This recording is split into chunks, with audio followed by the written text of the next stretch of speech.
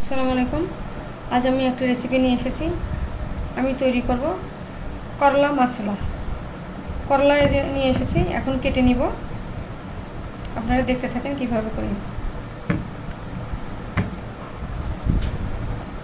দাঁড়ান, মশলা তৈরি করার জন্য করলা এইভাবে কেটে নিয়েছি। করলা মশলা তৈরি করার জন্য করলা এইভাবে ধুয়ে কেটে নিয়েছি। টমেটো কেটে নিয়েছি এইভাবে। করলা মশলা রান্না করার জন্য ফ্রাই প্যানে তেল দিয়েছি, গরম হয়ে গেছে। এখন করলা দিয়ে দিচ্ছি।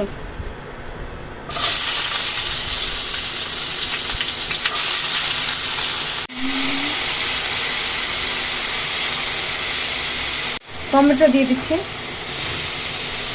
টমেটো ফ্রিজ করা ছিল, সেই টমেটো দিয়ে দিচ্ছি।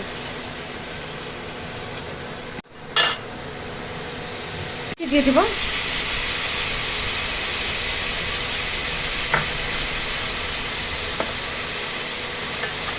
স্বাদ মতন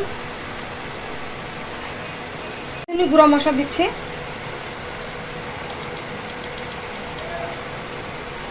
দিয়ে দিচ্ছি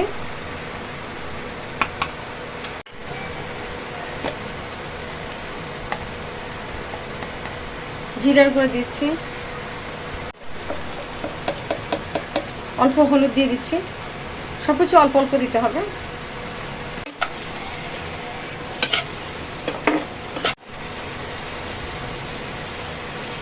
টমেটো এভাবেই কেটে নিয়েছি।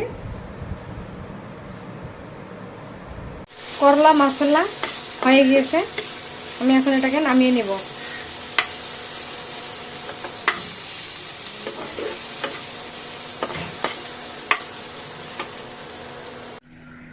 করলা মশলা তৈরি হয়ে গিয়েছে, এই দেখেন, দেখতেও সুন্দর লাগতেছে, খেতেও ভালো লাগবে।